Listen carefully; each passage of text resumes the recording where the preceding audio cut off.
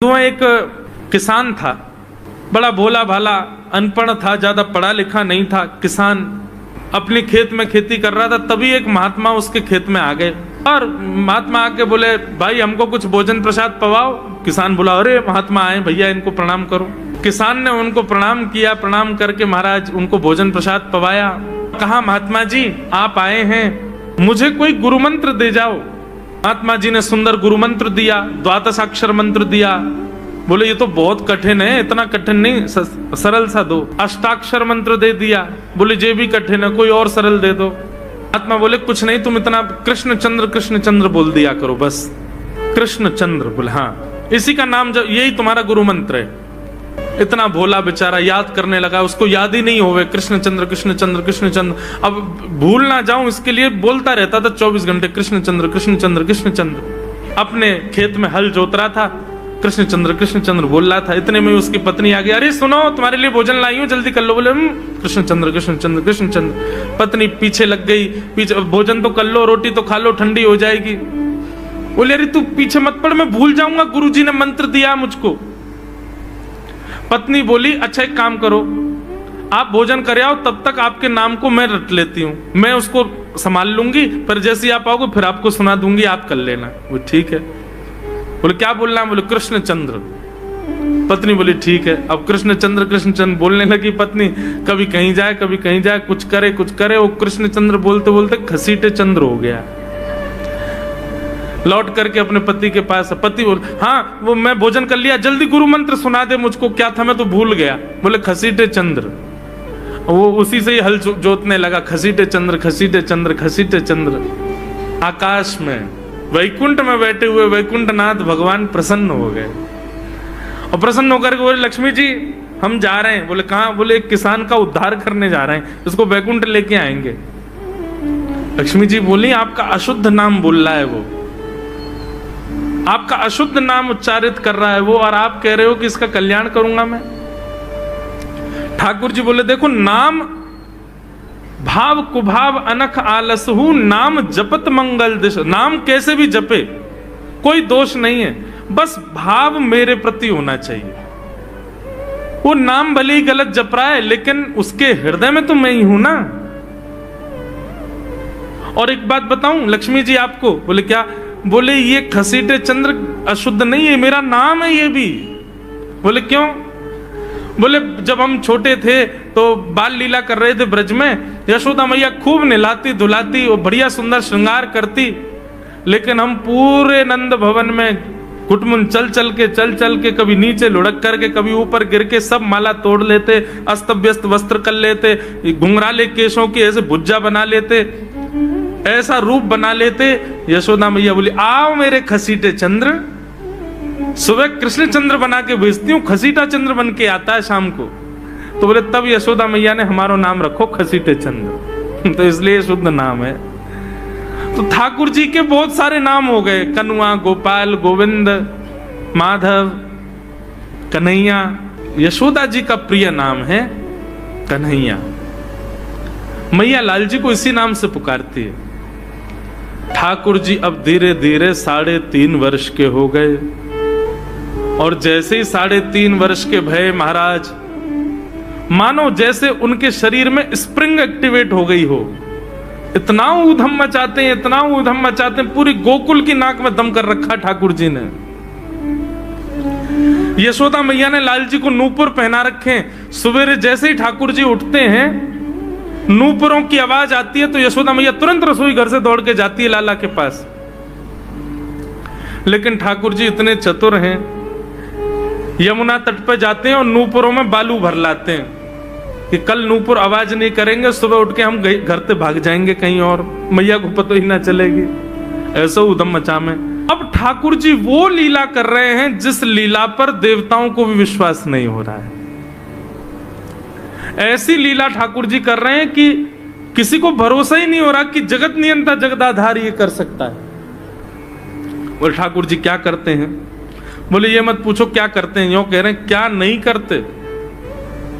जो माता पिता अपने बालकों को बहुत ऊधमी समझते हैं,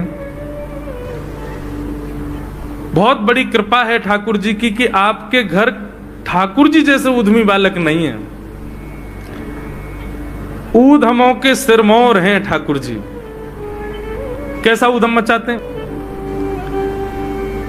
नहा धो करके ठाकुर जी सवेरे तैयार होते हैं, सबसे पहले गैयाओं के पास जाते हैं। मैया कहवे लाला नहा धो के सबसे पहले गैयान को प्रणाम करवे जा, गैयान को स्पर्श कर फिर कछु करियो।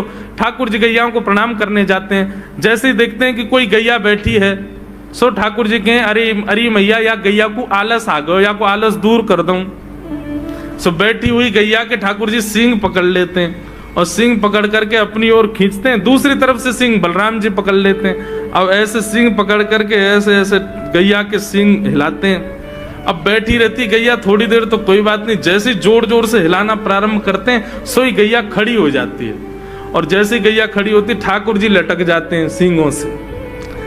अब ठाकुर जी को तो बढ़िया झूला बन गया, गैया की सींगन पर झूल रहे हैं। थोड़ी देर तो गैया इधर से उधर ठाकुर जी को झुलाती रहती है, लेकिन थोड़ी देर बाद जैसे ही ठाकुर जी की पकड़ कमजोर होती है, गैया को पता चल जाए कि अब लाला गिरवे वार होए। सो गैया भी इतनी चतुर कि वो गोबर में ही जाके खड़ी हो गए। ठाकुर जी के ने आगे को चल, मैं गोबर में है जाऊंगा। गैया के ना अब तो मैं यहीं खड़ी रहूंगी, तुम गोबर में ही गिरो। और सो ही ठाकुर जी को हाथ छूट जा, मैया मैया बचाइयो, देख जे गैया मुंह को गोबर में फेंक रही है। अब मैया जब तक बचावे आवे तब तक तो लाल जी के हाथ छूट जाएं और ठाकुर जी गले गले तक गोबर के ढेर में जाके गिर जाएं। तो यशोदा मैया निकाले, कितनों सजाए लो, कितनों ए लाला तू वैसे ही कारो, ऊपर ते मैं तो को बढ़िया सुंदर बना के रखूं, लेकिन तू घूम फिर के गोबर में ही आके चौं खेले। मोकू तो लगे तू पूर्व जन्म को सूकर दीख है। ठाकुर जी मन मन मुस्कुरा रहे, हाँ मैया जे बरा भगवान को अवतार भयो ना, जाने पृथ्वी की रक्षा करी हिरण्याक्ष थे। भैया बोली हाँ वो मैं ही तो हतो, मैं जय जय हूं मैया, वो बरा भगवान ही जय जय, वही जय जय तेरे यहाँ लाला बन के आयो है। यशोदा मैया के बातन ने मत बनाए कर, नेक नेक बड़ो है क्यों बोलवो सीखो, ऐसी बात बनावे, जय जय बोले अपने आप पे, नावे धोवे है ना है, मोह पहुंचे ना है, मैं जय जय हूं। ऐसी मधुर लीला ठाकुर जी कर रहे हैं। आकाश में 33 कोटि देवता ये लीला देख करके अपने नेत्रों पर विश्वास नहीं कर रहे। ऐसे मधुर ठाकुर जी। एक दिन नंद भवन में गैया ब्याह गई। जैसे ही गैया ब्याई, ठाकुर जी जैसे ही गैया ब्याती है तो ठाकुर जी वहीं खड़े हो जाते हैं। और बंधुओं शास्त्रों में आज्ञा है कि गाय जब ब्याह रही हो, बछड़े को जन्म दे रही हो या बछिया को जन्म दे रही हो, उस समय गैया जो होती है वो दो मुखी हो जाती है। एक मुख तो सामने है, और जब जन्म देती है तो बछड़ा या बछिया उसका मुख जब बाहर आता है तो दो मुखी हो जाती है। ऐसी दो मुखी गैया की जब आप परिक्रमा करते हो तो पूरे ब्रह्मांड की परिक्रमा का फल प्राप्त होता है।